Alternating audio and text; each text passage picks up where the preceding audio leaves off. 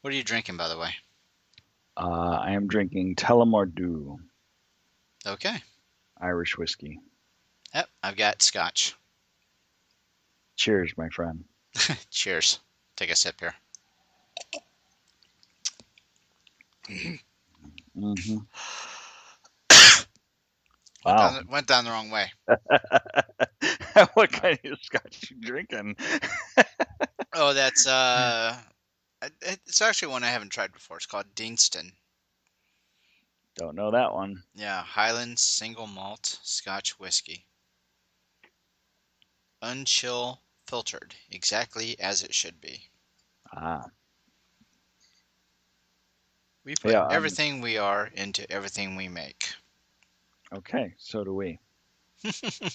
Thank you for listening to 80's Reboot Overdrive. Nothing added but hard work and determination. Again, That 80's Reboot Overdrive. All about it. all about it. That's how we roll. That's right. All right. If I use all this content, that's going to be really funny. It could be. It could be. The Uh, outtakes. I've got like 2.5 hours of outtakes I've got to tell you, saved dude. saved in a file. I've got to tell you, I had a conversation with Charlie. Surprised the hell out of me. The guy knows more about the Visionaries cartoon than I ever thought that that Wow. that that I could have imagined. Really? Yeah, and because what had happened was I changed computers, so I changed my icon in Skype, and he recognized it. You're And one of the visionaries. yeah, and he started remembering the chants from the Visionaries cartoon. And I'm like, oh my God, we need to talk about this more. It was awesome. So I've got like 10 minutes of talking with him about Visionaries that I edited. I just need to put somewhere. Hmm. All Yeah, right. I would love to add um, like what Ferris did at the end of his movie. Add like a little end after the. You do that every once in a while where you add like 30 seconds of what, Dialogue, yeah, dialogue after the extro or intro, whatever, the bumper, outro, outro bumper. outro bumper. Yeah, actually, the new shoes one. Um, Rose and I had a good conversation afterwards, and I left like the whole dialogue in that. All right, So I gotta put a pause. I think the dog needs to go out, so give me one moment. time out. Time out. Be right back. This is the time on Sprockets when we dance.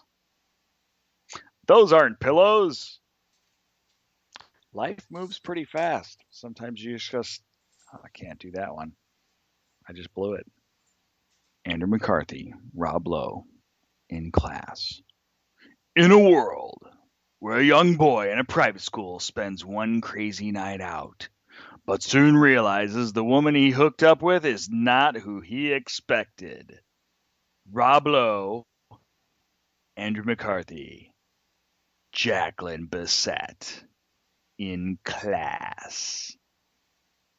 In a world where a group of friends just out of college struggle with adulthood, St. Elmo's Fire, all-star cast: Demi Moore, Rob Lowe, Andrew McCarthy, Ali Sheedy, Emilio Estevez. St. Elmo's Fire, a man on a mission. Soundtrack, title song by John Parr. In a world where two losers try to pretend that their murdered employer is really alive, leading the hitman to attempt to track him down to finish him off. Weekend at Bernie's. I love scotch. Scotchy, scotch, scotch. Here it goes down in my belly. Mm-hmm. Sorry about that. No worries. I had some fun while you were gone. Uh oh. What were Yeah, you doing? just check back. Check back later. I've got to re-listen to the recording. Yes, you do. Uh oh. Yeah. For the of omens. Give me sight beyond sight. Greetings, Starfighter. You have been recruited by the Star League to defend the frontier against Sur and the Kodan Armada. Get ready? Prepare for blast-off. Hey, Doc, we better back up. We don't have enough road to get up to 88. Roads? Well, we're going, we don't need roads. Remember, no matter where you go, there you are. This is 80's Reboot Overdrive Podcast. We were dancing just like Swayze when Jennifer Grey had a nose. Oh, how I miss the 80s, but I'm too young to really know. Too young to know. Oh my god. That is like so dated. Alright, this is 80's Reboot Overdrive. I am Dave. Online, I've got 80's Mixtape Auto Reverse, Scott. It feels like so long since we've talked, Scott. I'm sorry, who are you again? Dave? Dave? Charlie. Dave something. Dave. Dave. It's Dave TV. All Dave, all night. Wow. There's a blast from the 80s. Yep. Yeah, wow. It was a bad blast, too. It was not good when he went off solo. We talked about that on Mixtape. Oh, really? Yeah, when Dave went solo, it was not pretty. You guys harshed on him pretty bad? I did. They did. Actually, they did, too. We had a lot of high hopes for when he went off and did his own thing after the horrendous Beach Boys tribute that he did. I mean, I'm no disrespect to the Beach Boys, but David Lee Roth went on this thing, he did the California Girls thing, and it was just not right. And then he had this great lineup for his first true solo album with Steve Vai on guitar and this bass player named Billy Sheehan, and they were just they had like a super group capability. They had some serious talent, and it was bad. So anyway, on to the topic of tonight of the 80's Reboot Overdrive. No, we're not talking about mixtape tonight. So who are we talking about? I believe we are talking about somebody that was in quite a few movies. Oh my, come on. You could say it. Andrew McCarthy. It's Andrew McCarthy. Andrew McCarthy. Andrew McCarthy. Yep, so 1983, he was in Class. 1985, Heaven Help Us. 1985, St. Elmo's Fire. Wrapping up that year, The Benneker Gang. 1986, Pretty in Pink. 1986, Amazing Stories TV series. 1987, American Playhouse. 1987, Mannequin. 1987, Less Than Zero. 1988, Kansas, and 1988 again, Fresh Horses. Weekend at Bernie's, 1989. So, plenty of memorable Andrew McCarthy roles.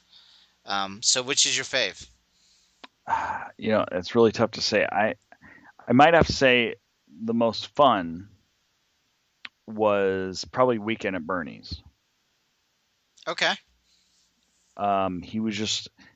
It was just much more of a comedy. A lot of these other ones, he played kind of a character that wasn't quite as funny. Maybe if you go back way to Class, early on it, and hit Class, that was a little bit more of a comedy.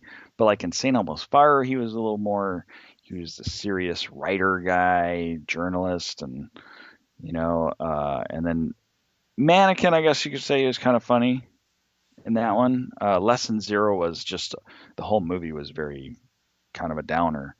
But Weekend at Bernie's, I just think he was the most fun. He seemed like he was having a good time. Him and Jonathan Silverman just seemed to really play off each other well. And then, of course, I don't even know the guy's name, the actor's name who plays Bernie. Bernie, the dead guy. Yeah. yeah, let's see, what is his name? His name is Terry Kaiser. So yeah, that it's unfortunate I don't know his name. I'm kind of embarrassed that I don't know it. He was the main character, for crying out loud. But I really liked him in that one. I thought that was, it was a funny movie. It's hysterical.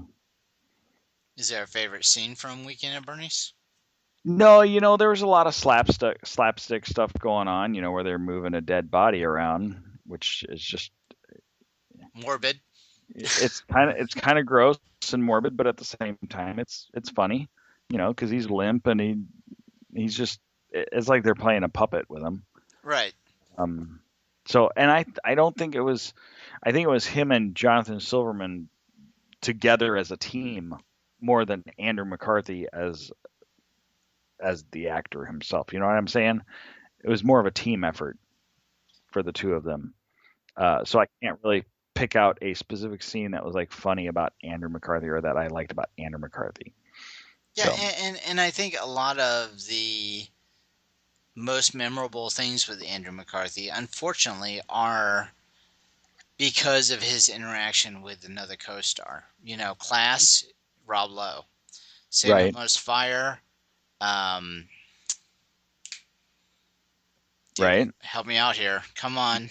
Well, Mannequin, he played, he was the opposite of Kim Cattrall. Right. Yeah, St. Elmo's Fire, which he was playing with a handful of people. Well, no, I mean, Art. yeah, exactly. But I mean, his main interactions with his roommate was Emilio Estevez. Thank you. So, I mean, a lot of kind of what you get from Andrew McCarthy is kind of his interaction with these other people. Right. Pretty and Pink. yeah, Pretty in Pink. You're thinking, you do think of Andrew McCarthy, but you think Molly Ringwald first, and it's that interaction that's kind of going on that, I don't know, it just kind of works. So in a lot of ways, it's those type of interactions. And the one that's my favorite is one that you kind of glazed over because it was kind of very serious, Lesson Zero. It's a tough one, man. It's a tough movie to watch. I love the movie. I love Robert Downey Jr., Jamie Gertz, and Andrew McCarthy, obviously, but it was a really it's a downer of a movie. It was. It really was. But you look at kind of the 80s. You look at what's going on in the late 80s, and you look at that lifestyle of the yuppie, and that was very predominant. And you had people with the, cocaine problems, with the drug problems. I mean, obviously it was so huge that, I mean, we even had Nancy Reagan, who's like, just say no. It was a very predominant type of situation in the late 80s, and Lesson Zero kind of personified that. And you had Andrew McCarthy being the straight-laced guy, the one that's like, I'm going to save you, but just was a little too late. Yeah. And to me, that's what was memorable out of that. He's the voice of reason, in that movie. Definitely. I see where you're going with that, and I agree with you. And I do love that movie. I think it really captures the atmosphere of what was going on at the time. Right. It's really dark. That's the only thing about it, is that it is really on the dark side. But if you're in that kind of a mood for really serious drama, and it really does, like you said, it personifies the late 80s as far as like the cocaine use and just how hardcore everybody was. It was pretty intense, but he played a really good job. He did a really good job of playing his character in that as the straight, he kind of trying to take care of his best friend. Right. Right. And I can relate to that because I'm always the one that's like trying to keep everybody like relaxed, like mellow. All right, you guys, let's take it down a notch. I have the reputation of that, so I could see where I could totally relate to his character in that, trying to be well, let's just call it what it is, mother hen. Yeah. Yeah, Yeah, yeah, I've been and that's very true. Where you're kind of like, yeah, I think you've had enough. yeah, you, yeah. you've had enough now. Let's go ahead and give me your keys. It'll be okay. I'm here for you. Mm-hmm. So yeah, and I, that's what I see in that role, and when he played Clay, and how would the movie have played differently had it not ended with Robert Downey Jr., spoiler, dying? Um, If you haven't seen it, it's been 31 or 29 years, so yeah, I think we're past spoilers at this point. yeah. But I mean, how would the movie? Would you feel differently about the movie had Robert Downey Jr.'s character lived?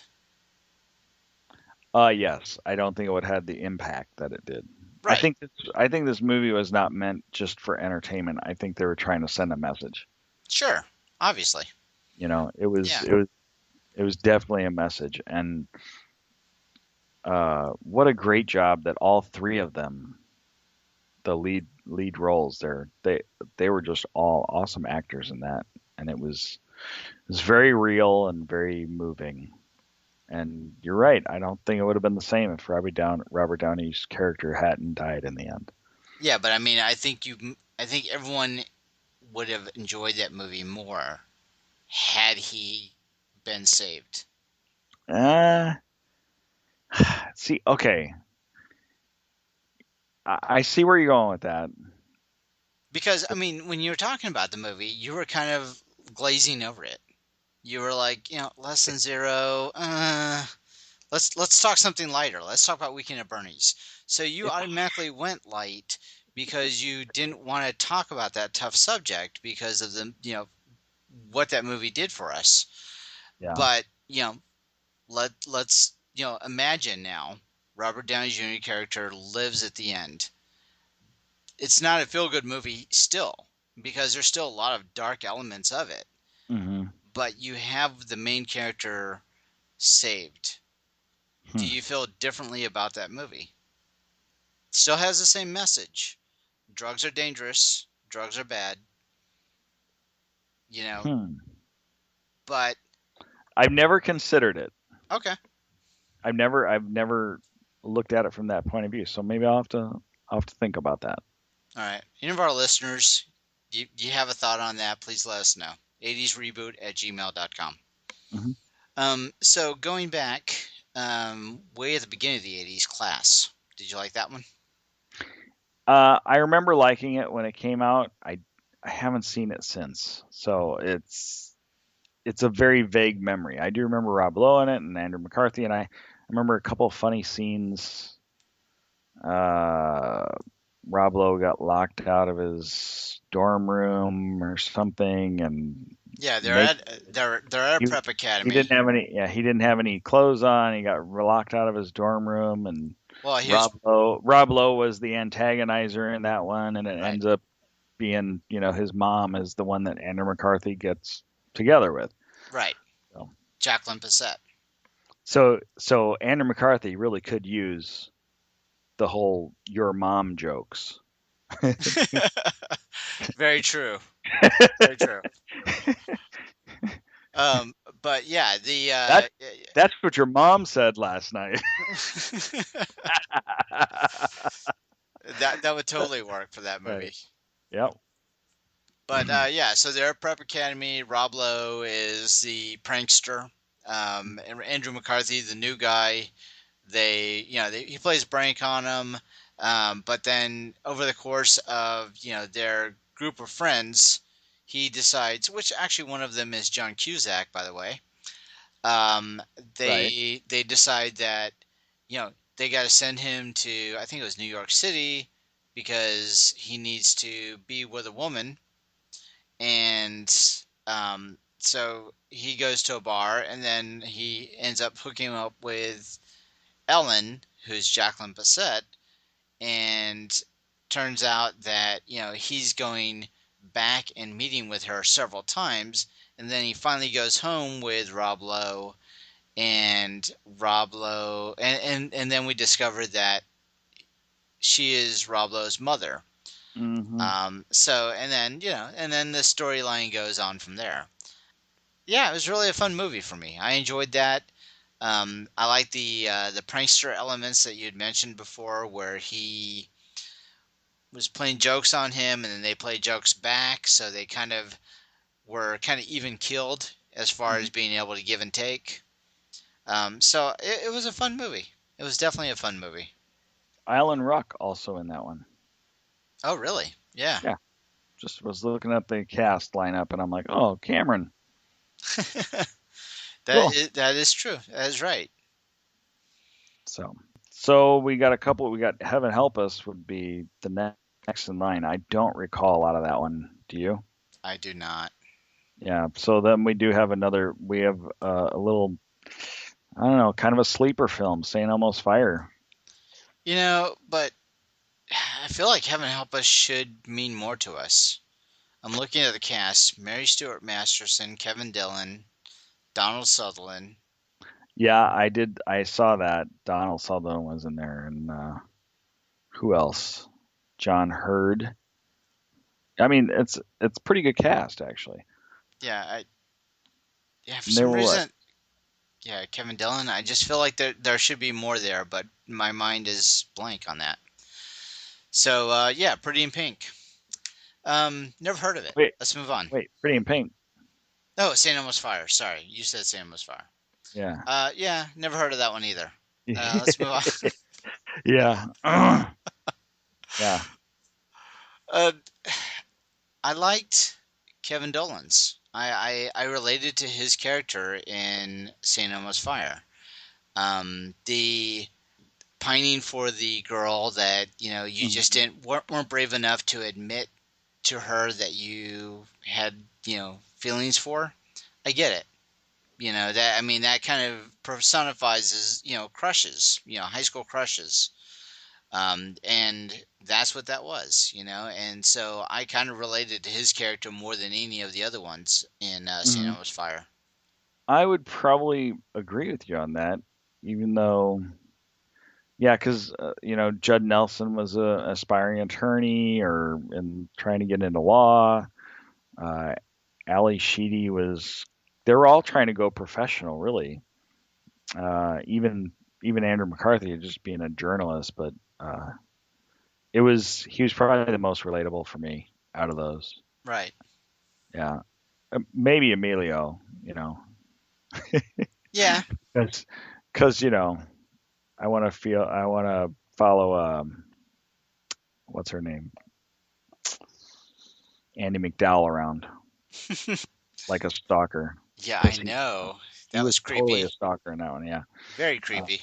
And Andrew McCarthy kind of turned out to be kind of a stalker also, once he was able to be with Ali Sheedy or Leslie Hunter, he was kind of all over. He was like in love, and he wanted them to get married, and she was never going back to Judd Nelson's character.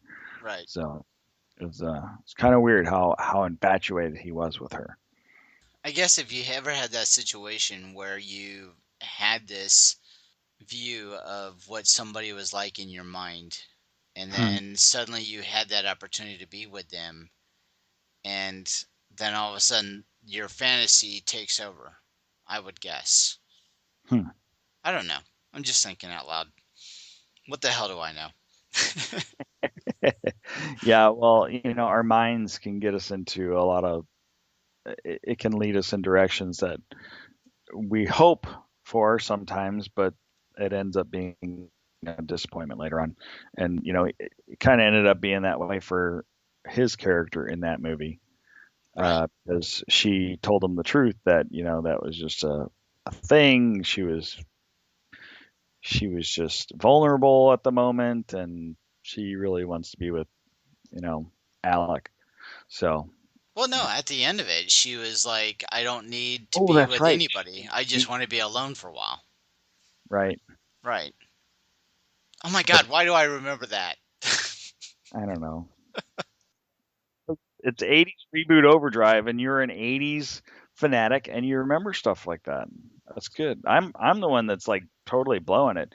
I I can't remember the ends of movies for some reason. Well, okay. So I'm remembering the movie stuff, and then you've got me smoked on the music stuff. So we're even. Yeah, I might be able to one up you on that one, but I'm not going to show off or anything. I don't care about showing off. Okay. All right. All right. So St. Elmo's Fire. Do you have like a favorite scene of Andrew McCarthy in that one? Actually, I do. Okay. When he takes his cigarette, he tips his ashes into the stir fry. Oh yeah, that's right. Yep, I remember that. Or when he's playing the bongos. My favorite was when he's on the street and he's like, "Well, how come you never asked me if I want a date?" And the the prostitute, and she's like, "Well, because I thought you were gay." Now, wasn't the prostitute also like a transgender prostitute or something? Could have been. I don't remember. Could have been. Yeah. Yeah, but yeah, he thought they thought he was gay, and so did Demi Moore, right? Right. That's why she introduced him to her decorator. Yeah. Oh my God, Ron. Ron. I can't believe. See, This once is again, Ron. why did I remember that? I got to introduce you to Ron. You'll love him. Interior decorator. Yep. Yeah. There you go. The fabulous Demi Moore. Yeah. All right. Isn't it Demi? Demi. Yeah, you're probably right. Yeah. I think we should probably try to. I'm thinking that's another ladies podcast we could probably do. Oh, 80s icon Demi Moore. I think so. You got one crazy summer. You got St. Elmo's Fire. We already touched on a little bit, but there's a couple others thrown in there. So I think we might be able to do something with that. You just want to talk about wisdom. I do. All right. I actually want to talk about wisdom. Didn't we already do that with Emilio Estevez? Aren't you done yet? Wisdom comes with age. Oh, that's deep. All right, all our listeners need to think about that. All right. All right. So where are we at? Pretty in Pink? You skipped over the Benneker Gang, which I have no. Okay, go ahead and talk about that one. I'm listening. It's hold on. No, you're bringing it up on IMDb. That doesn't count. Time out. No, you can't read. In a world where 5 orphans in an orphanage. Wow, that sounds like a downer already. Don't want the authorities to break up the family they made of each other. Oh. Did you watch this movie? I've never seen this movie. All right, so Pretty in Pink. Okay, nobody is named Blaine. Blaine's not a name. It's a major appliance. Yes, John Cryer. With Molly Ringwald, John Cryer, and Annie Potts, Andrew McCarthy, James Spader. I just don't know. I mean, he was in there, but amongst all those other great performances, I mean, Harry Dean Stanton is tough to pick Andrew McCarthy out. I mean, he was memorable, as being in there, but amongst the ensemble that was Pretty in Pink. Yeah.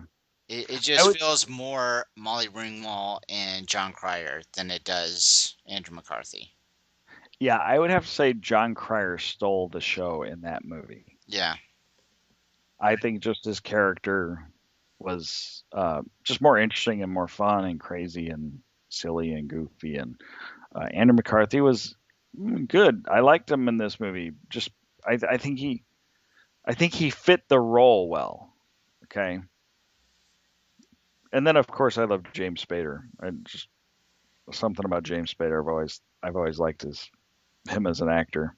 Such a great 80s jerk. Oh, him. It's between. There's two of the most your most hated bullies, right? Right. But You love to hate him. That's James Spader, and then the other guy from Johnny from I or knew not Johnny exactly who you were thinking from about. Karate Kid, the blonde guy, and he's been in a couple movies where he was the bad guy too. And you just those two is between those two, you don't know who to hate more, who you love to hate more. William Zabka, by the way. Okay, Yeah. Yeah, another one that I may throw out there as another one that you love to hate is Stan Gibson from Revenge of the Nerds. yeah, yeah, and he kind of changed his ways down the road too. He started playing roles that were not as jerky, you Right, know. right. So back to Andrew. Pink. Yeah, Pretty in Pink. I'm trying to think if there's something memorable for his, like a scene that he was in. Well, I think it was the part for me where he decides to go to the party, and I don't know. He seems like he is embarrassed to be with her, and his acting at that point where he does seem embarrassed. I don't know if it's at the party or if it's before the party or it's a conversation about the party that James Spader is throwing. The way he plays, and like he's like, well, I'm really kind of embarrassed to be with this girl because she's from the wrong side of the tracks. I'm Mr. Rich Guy. I just think he did that acting very well in that moment. So that's my take on what I think is best part of that movie was. Now, I had read somewhere, and I don't know if we had talked about it before, but that John Cryer, the original script was John Cryer was supposed to end up with Molly Ringwald. Mm-hmm. So Ducky ends up with her, and it didn't test well. So they changed it so that she would end up with Blaine. Yeah, and Ducky ends up with a hot blonde. Right. Mm-hmm. Right. But yeah, outside of that, I mean, everything that I think of when I think Pretty in Pink, I'm thinking John Cryer.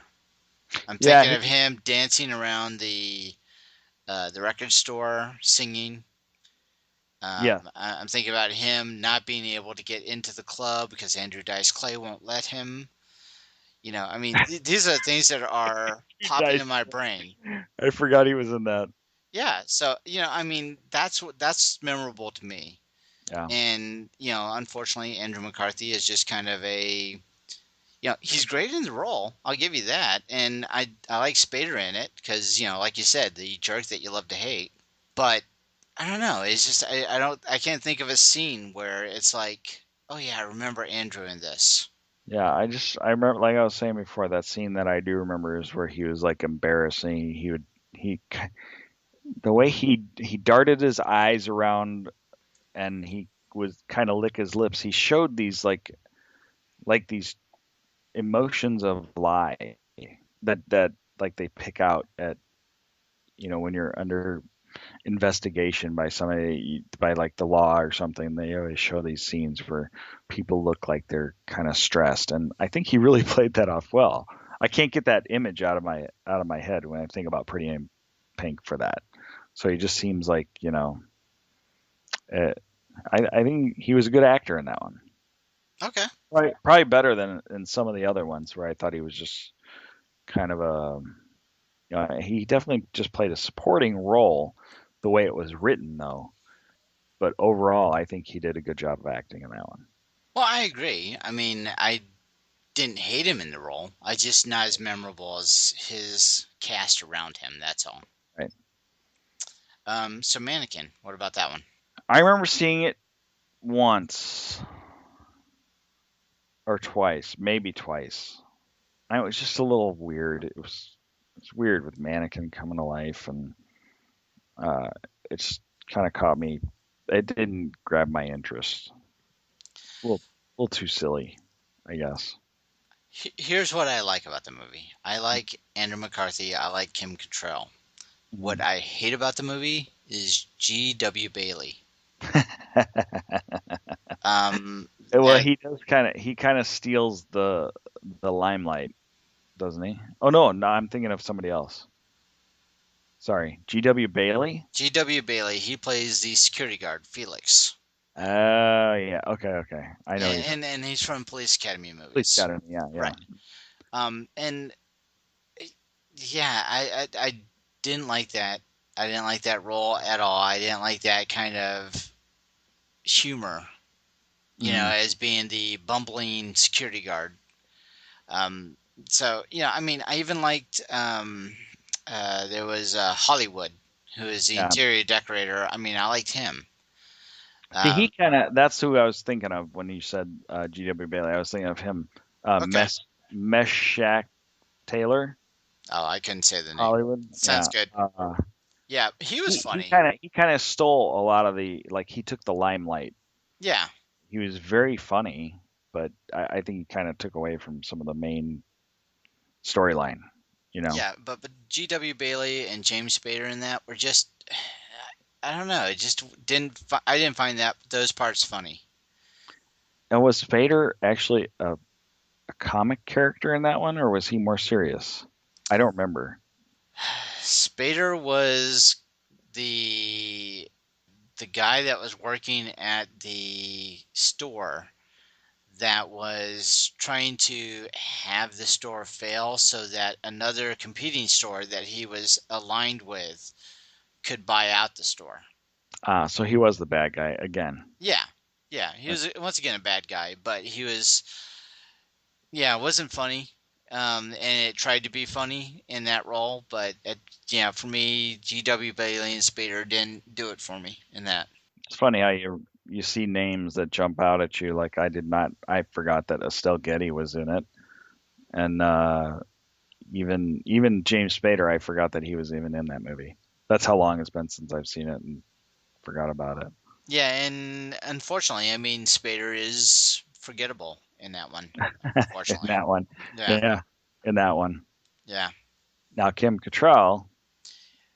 On the other hand, right. I enjoyed Kim Cattrall in that, and I enjoyed her interaction with Andrew McCarthy. Mm-hmm. That is that. We already talked about Less Than Zero quite a bit. I don't know if we need to talk about that. Yeah. Kansas, I don't remember. Fresh Horses. I know that was a role that Molly Ringwald was trying to be different than the previous roles that she was in, but I don't remember much about it. It was very adult. It was very much more. It was very risque. A lot of steamy scenes. Mm-hmm. It was definitely a far cry from what both of them had done in the past, as far as more of an adult role, if you want to call it that, Sure. So it was a little weird. I was just looking at Kansas, and I remember seeing this now, and it was Matt Dillon was in that one also. So that was something that I totally forgot about. I don't remember how much I liked the movie, but I do remember seeing it. A little slow, I think, but just to go back a little. So Dillon and McCarthy. Okay. Mm-hmm. Yeah. So more of a serious movie again. Anyway, Fresh Horses, like I said, risque. And then we have Weekend at Bernie's, which we already covered pretty heavily. Right. So that about wraps up the decade, man. That's Andrew McCarthy in 1980s. Yep. It's good time. So, final thoughts on this guy? No disrespect to Andrew McCarthy, of course, but I felt like he was never able to take that leap that some of the other actors that he played with did. That sounds like you're disrespecting him. Okay, we can edit that out. No, I'm just kidding. No, I get you, and I think what I was talking about, where he feels like the everyday man. I don't think he was given the opportunity. Like, I think Less Than Zero might have been his shining moment, like you said before. I think that might have been his shining acting moment. But then he had to compete with Robert Downey Jr. at the time too, and that was very powerful roles for both of them. Right. So, As I said earlier, you kind of think of him in league with somebody else. You when you think Class, you're thinking him and Rob Lowe. San Noah's Fire, you're thinking him and the others. That are in that. Mannequin, Kim Cattrall. So I mean, it's always an and. Andrew McCarthy and. Whereas some of the other people that we've talked about for 80s icons, they've always kind of been standalone. They've had a couple opportunities where they were able to stand alone. Right. And I don't think he was really given the opportunity to be that lone character. So Right. even in Kansas, I mean, he was up with Matt Dillon, who was still very popular at the time. I guess if you were to think of a movie, let's say in the 80s, could you see Andrew McCarthy as lead without having to rely on an ensemble cast? I could see him doing it. It would take me a little while to figure out which movie he would fit best. I think he would fit best in a dramatic role more than a comedic role. Right, because you wouldn't see him like as, Ferris Bueller's Day Off. Yeah. Yeah. I know exactly where you're going with that. Yeah, I don't think he'd be able to pull that off. But could you see him as, let's say, David Lightman, War Games? Actually, I think I might be able to see him doing. I could see him doing that because it's more of a serious role. I mean, Lightman definitely, War Games had a few little funny little quips that Lightman had, but I think McCarthy could have gotten away with that one. That one might fit for him. Yeah. Be interesting to see what he might have turned down over the years, or what other things that he had tried out for, or just didn't work out, or whatever. Be interesting to see where he was, what other things he tried for. Oh, here's something I just thought of. Think of Andrew McCarthy as the Karate Kid. Oh. Actually, that's a pretty good one. Think about that. I think that would have worked. I think it would have too. Because he's got the same kind of mannerisms, if you will, for Ralph Macchio. Yeah. Yeah, I'm looking forward to our series on The Outsiders. Yeah. So be able to touch on a lot of those people. Right. Andrew McCarthy. What are your final thoughts on Andrew McCarthy? Yeah, I said a lot of what I feel about Lesson Zero. I see that as my favorite for him in the 80s. I don't dislike the other stuff that he was in, but just that's the one that really personifies for me the straight-laced kind of character that I'm used to seeing him in, but being the voice of reason. And that's what I see Andrew McCarthy as. Even when in these roles that he's touching in, even at the beginning and the end of the decade, Class and Weekend at Bernie's, even though he's kind of going along with the hijinks of the people that he's with, he's still the voice of reason. He's still the straight-laced guy. And that's probably been, I probably relate to that quite a bit, because I think in a lot of ways I've been that guy, throughout my life. Yeah, me too. Yeah. Me too. I agree. I've been pretty much that kind of person. I'm pretty the voice of reason. Just ask my wife. She'll tell you. For the most part, I have my moments. Yeah.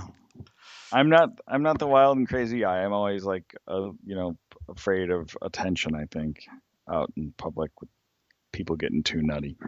So, voice of reason, mother hen, whatever you want to call it.